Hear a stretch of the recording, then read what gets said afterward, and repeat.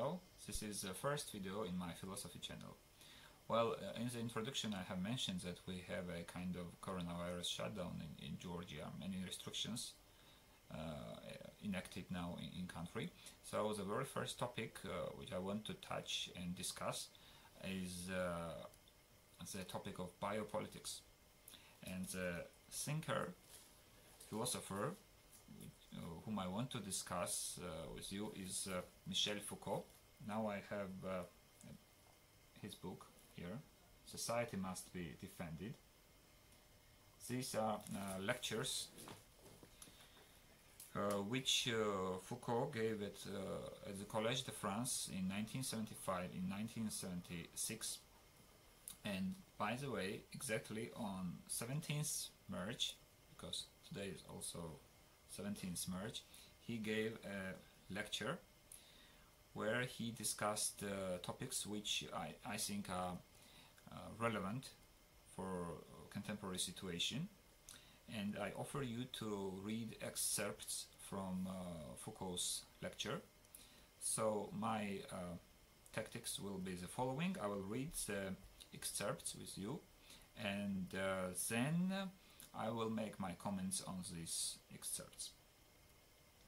So this is on the page 239.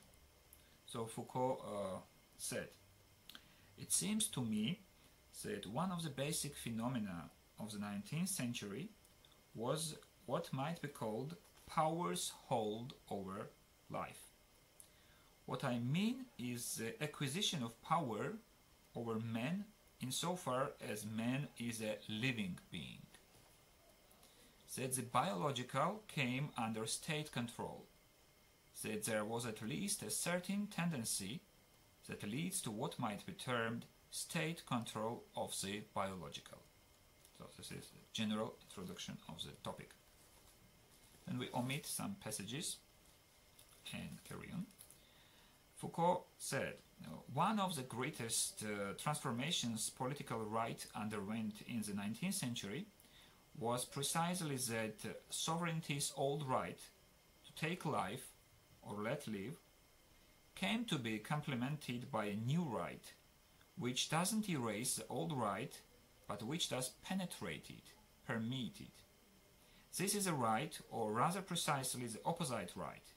It is a power to make live and let die." And then he explains what is meaning in these sentences. "I would in fact like to trace the transformation not at the level of political theory, but rather at the level of the mechanisms, techniques and technologies of power.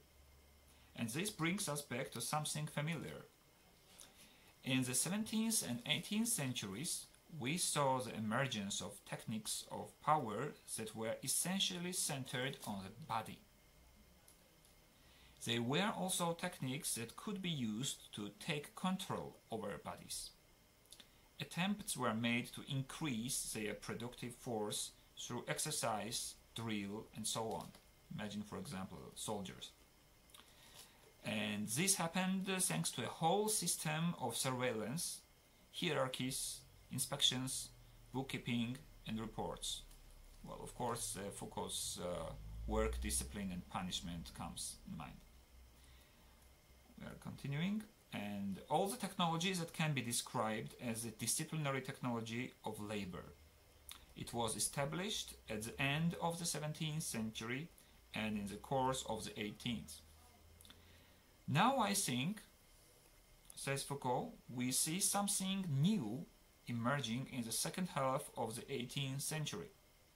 A new technology of power. But this time it's not disciplinary.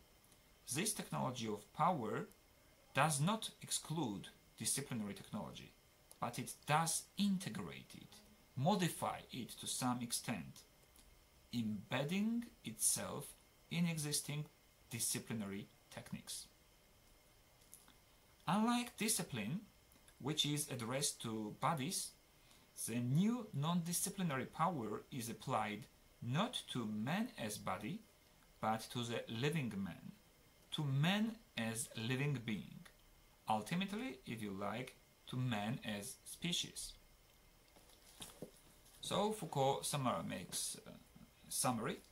So after a first seizure of power over the body in an individualizing mode, we have a second seizure of power that is not individualizing, but, if you like, massifying.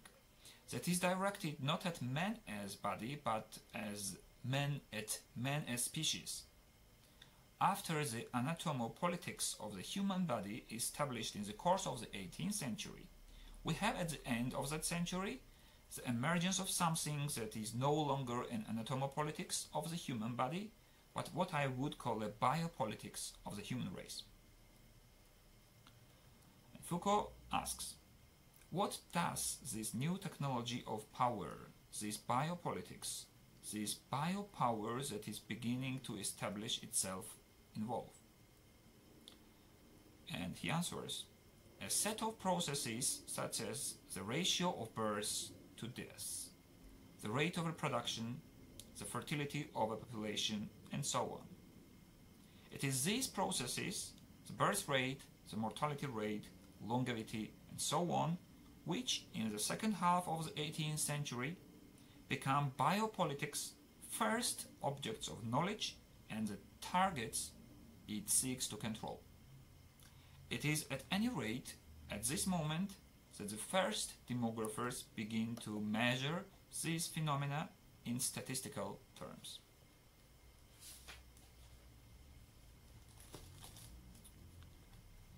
These are the phenomena that begin to be taken into account at the end of the 18th century, and they result in the development of a medicine whose main function will now be public hygiene, with institutions to coordinate medical care, centralize information, and normalize knowledge, and which also takes the form of campaigns to teach hygiene and to medicalize the population. The theory of right basically knew only the individual and society, the contracting individual and the social body constituted by the voluntary or implicit contract among individuals. Disciplines, for their part, dealt with individuals and their bodies in practical terms. But biopolitics deals with the population as political problem, as a problem that is at once scientific and political, as a biological problem and as powers problem. And I think that biopolitics emerges at this time, says Foucault. And the last paragraph which I want to read is the following. Medicine becomes a political intervention technique with specific power effects. Medicine is a power knowledge that can be applied to both the body and the population, both the organism and biological processes, and it will therefore have both disciplinary effects and regulatory effects. So these are Foucault's, I think, very interesting thoughts and his description of the processes which unfolded during 17th, 18th and 19th centuries. But now I want to pay your attention to the relevance of the issues he was describing to contemporary situation. Well, I think that we see clear indications of this, that the state is the main biopolitical actor now, because the state closes and opens the borders now. It declares emergency situations or says that these masses of people could not enter its territory. It declares and closes the quarantine zones, and in every aspect you feel the strength and power of the state when we are considering this new coronavirus situation. And even the reaction of society when some people are breaking the rules of self-isolation, the majority of society are disturbed, and they are very angry about these persons, and they say that they should comply, because at least in our society, a significant part of the population thinks that the persons who have high body temperature or kind of doubtful symptoms of new coronavirus, they should strictly self-isolate and not to make potential harm to the larger society. So this is the situation from one side, the state's ultimate control of the situation, and on the other side of continuum we have medicine and medical experts who now, I think, overshadowed in Georgia the politicians and current political debates, and at some degree medicine dictates politics today to the state. But we should not overemphasize. It's not the case that the medicine is has the ultimate, and medicine and medical experts have the ultimate power. Of course, every their assessment and every their proposal should be sanctioned by the government, and the ultimate herald and ultimate key holder in every direction is the state, at least in our society, I think so. But nevertheless, if we compare the situation and the position of medical experts before the new coronavirus situation and now, it is clear that they have a significant power, politics, and that the profile of medicine as a web of knowledge and power is clearly visible now in comparison to other previous periods. But now we also have several questions, I think.